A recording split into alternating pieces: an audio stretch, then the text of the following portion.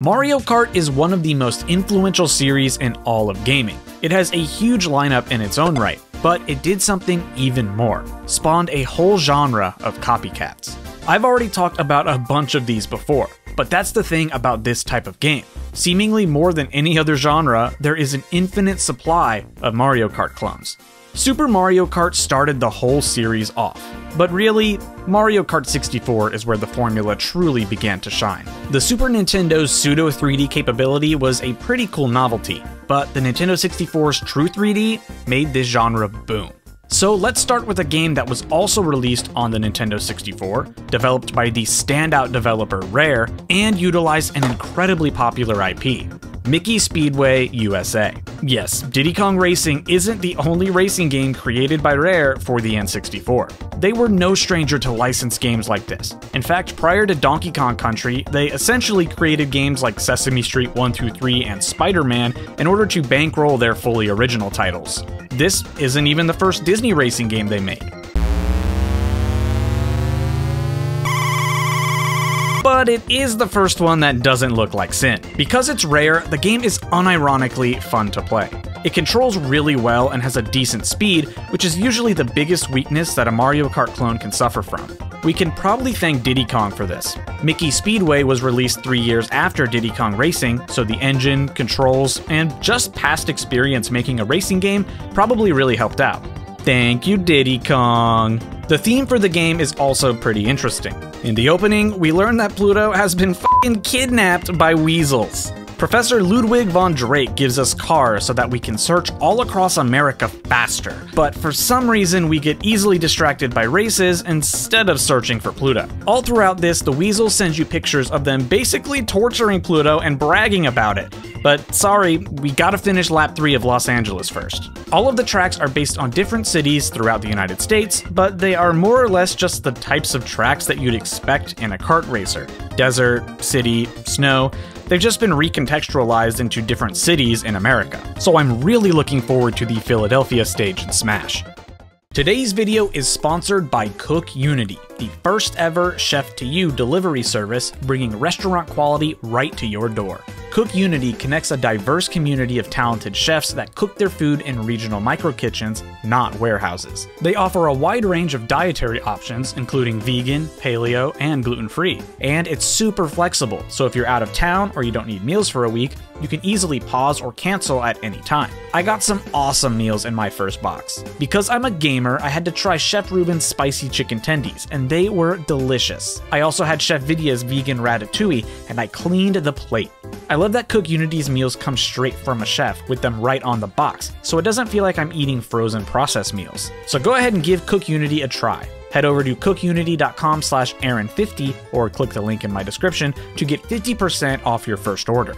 A big thanks to Cook Unity for sponsoring today's video, and let's get back to Mario Kart clones. As far as the gameplay goes, there's nothing too terrible here. Like I said, the game's controls are really tight, so it's genuinely enjoyable.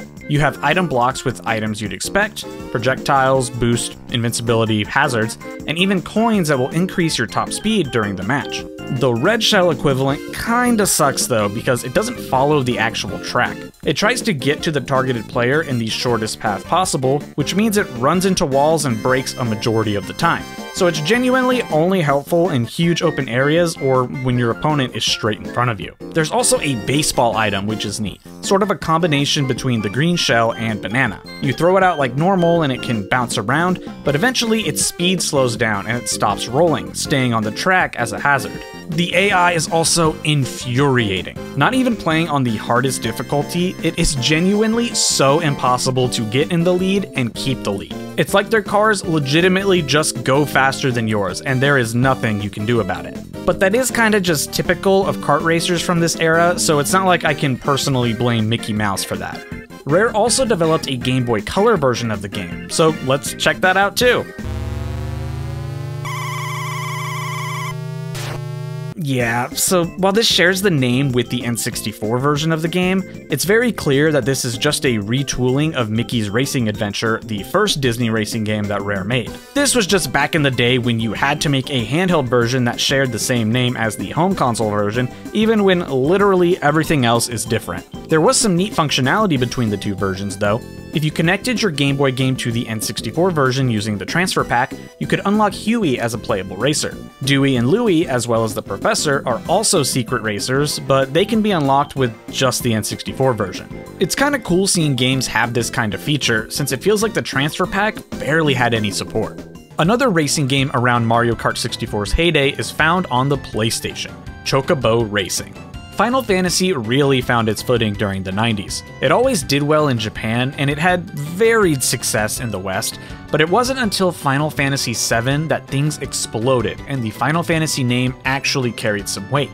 And that, of course, leads to spin-offs. Chocobo Racing released for the PlayStation in 1999, with the name coming from the Chocobo Racing minigame found in the Final Fantasy series. Overall, Chocobo Racing pulls characters from the generic enemies and species found in the wider Final Fantasy universe. Chocobo, Moogles, mages, characters like that. But they also include some actual characters as well. Cloud's in the game, because of course he is, that's f***ing Cloud. Squall from Final Fantasy VIII is also a racer. Other Square series make appearances as well.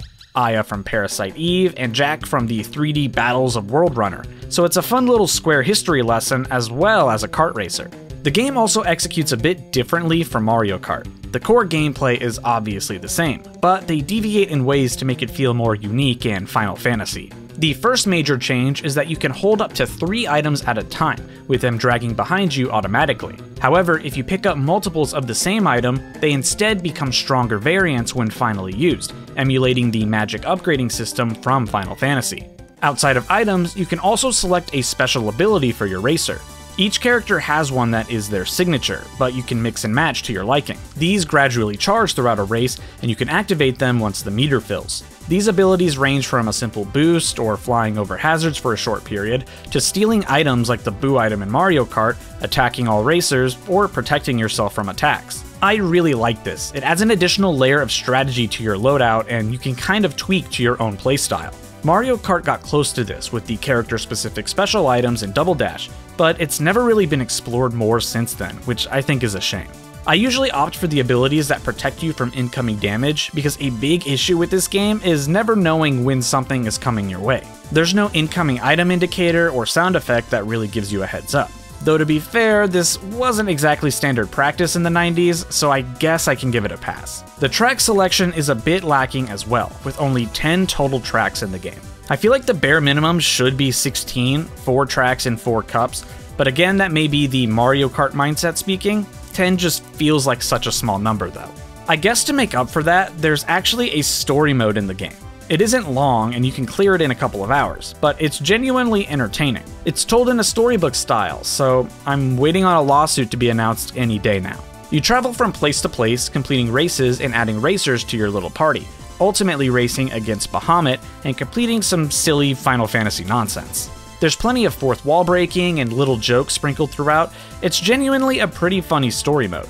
Chocobo Racing is often mentioned when the conversation of good Mario Kart clones comes up, and it comes from one of the few franchises with enough popularity to pull it off. So it's odd that for years, this sole PlayStation 1 game was Final Fantasy's only kart racer.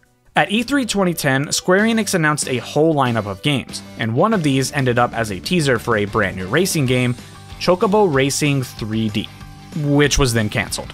All we've got are a few screenshots and some crunchy footage of that potential game. But then they gave it another try. 2022 saw the release of Chocobo GP, a Switch exclusive title made to celebrate the 35th anniversary of the Final Fantasy series. Honestly, I think this is a great little way to celebrate the series, bringing back a beloved kart racer from the 90s that celebrates all things from the franchise. It's really good. The game perfectly recaptures the spirit of the original while bringing it into the modern era of kart racing. The Chocobo sub-series of games has also greatly evolved since the first game, so the racers in the game aren't just generic species this time, but actual characters from various Chocobo games, which is a great touch. And of course, you also have iconic Final Fantasy characters again, like Cloud Strife, Gilgamesh, and Ben? It includes a story mode that totally captures the spirit of the first one, and for some reason, it's fully voice acted. Like, of all things they put maximum effort into, this one was super surprising. But Square tried to have their cake and eat it too with this game, because they tried to make it a live service game. Season passes with new characters and tracks, in-game currency, microtransactions, these were all over the place. Nearly everything in the game needed to be bought using real-life money. There was no way to simply earn these through playing. Now, ordinarily, this isn't a bad thing by default, particularly if it's just cosmetics. Plenty of games use this model, but those games are all also pretty much free to play. Chocobo GP was a game you still had to pay a full price for just to get into the game and have to spend more money in the item shops.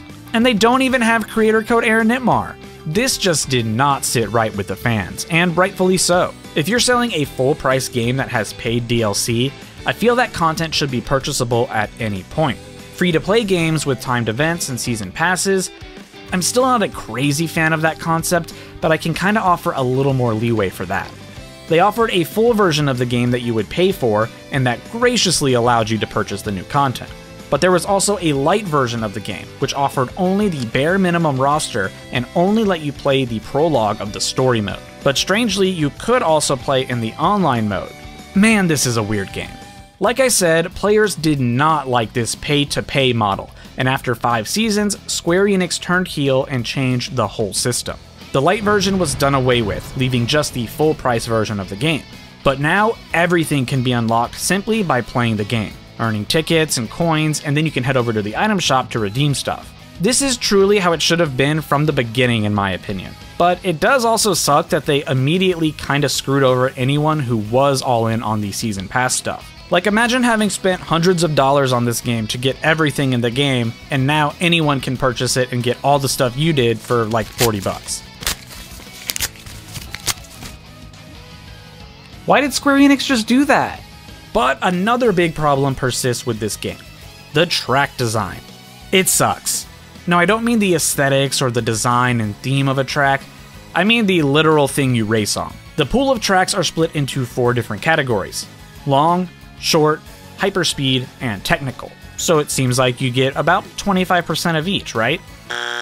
So many of the tracks in this game fall into just the short or hyperspeed categories, and very few are the long or technical tracks. I find myself beginning a race, blinking, and then the entire thing is over. You just end up zooming through almost every race, you're barely playing the game.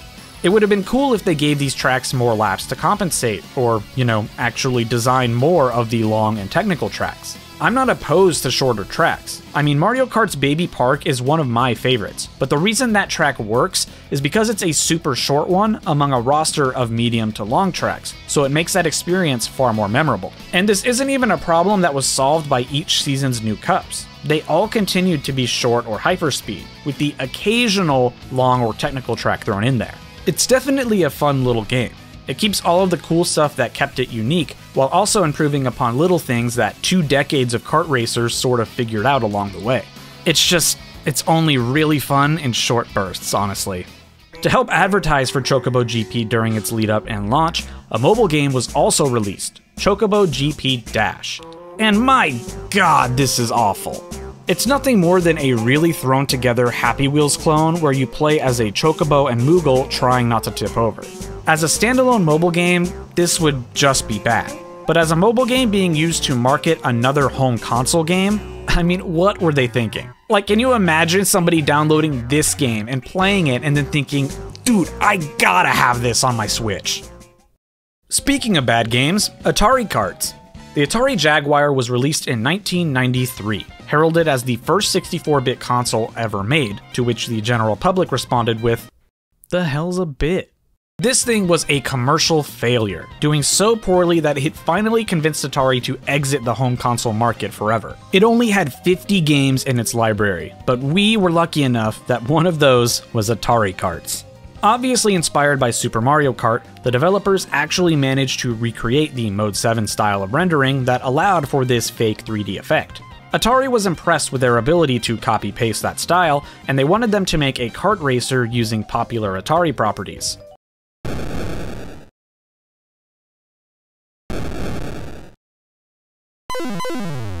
Yeah, I don't really know what they were expecting here, because it's not like Atari can really pack in some iconic characters for this game to really make it shine. Even at its worst, Mario Kart still has Mario. Who does Atari carts have? Scully?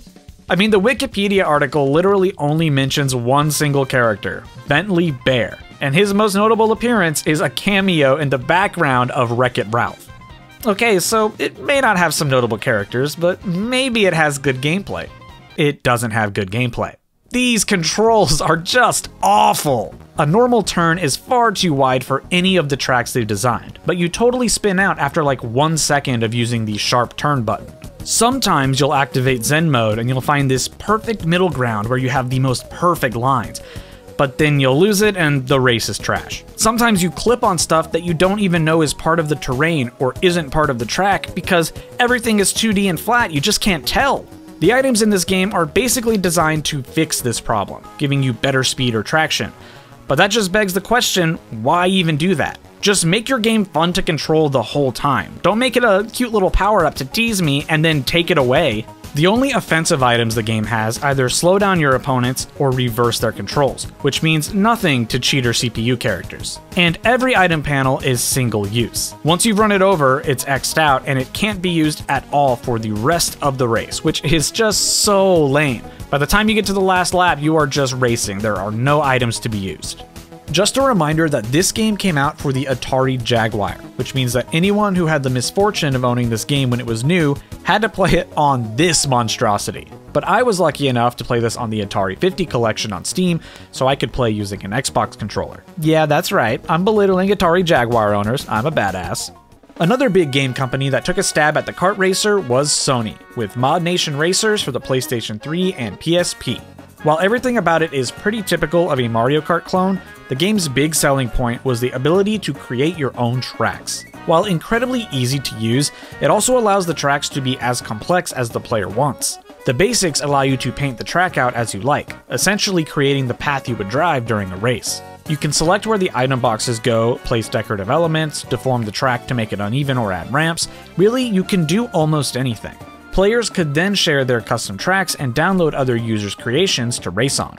The short and sweet pitch of the game was that it was Little Big Planet, but for the racing genre, which is an accurate description.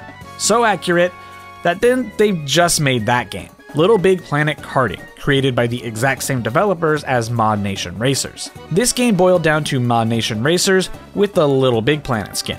The game has a narrator, you customize your own Sackboy, and collect little items and stickers. In the same way that Mario Kart captures the spirit of the Mario series, Little Big Planet Karting really captures the spirit of that series, just in the kart racing genre. The core elements of Mod Nation Racers and Little Big Planet Karting are incredibly similar, which makes sense given they are made by the same guys. Little Big Planet probably feels a tad more fine-tuned in both the racing and track creation aspects, simply because the developers had 2 extra years of experience.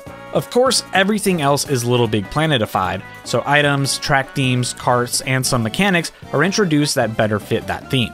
And of course, you could also upload and download user tracks to play. Both games unfortunately had their servers shut down, which means you can't download custom tracks anymore. You can still make them all you want, they just can't ever leave your console.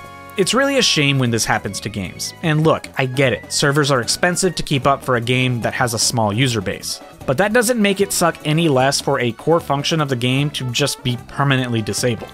The games do have fairly sizable story modes, which is more than you can generally expect from a kart racer. And there's also a dedicated community who are looking to create custom servers as an alternative, but as of this video, there haven't been any major releases or announcements. A recent kart racing release comes from our favorite game mill, DreamWorks All-Star Kart Racing. If this is giving you war flashbacks,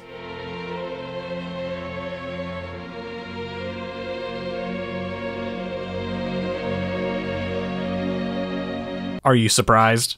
You can race as so many of your favorite DreamWorks characters, like Shrek, Poe, Megamind, and the escaped zoo animals. For some reason, this game is so slow. Even on the fastest speed setting, I feel like I'm rolling around in Elmer's glue. Combine that with the staple cheating CPUs, and you really just have a super mid kart racer. There are some aspects that really do interest me, I just can't be bothered when the game is so boring.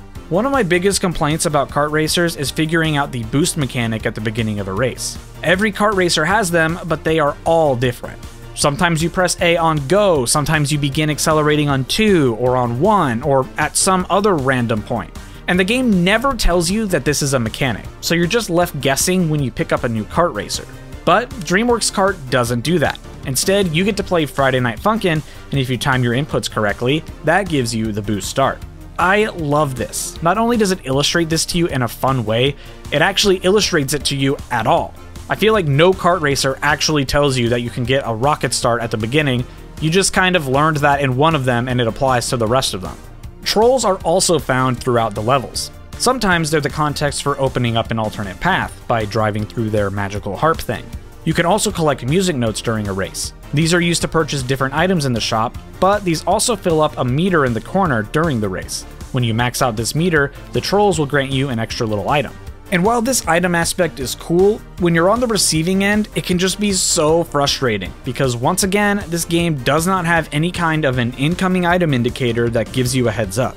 And this game released in 2023, like, I can excuse the 90s, but we've learned by now, show me what is about to hit me.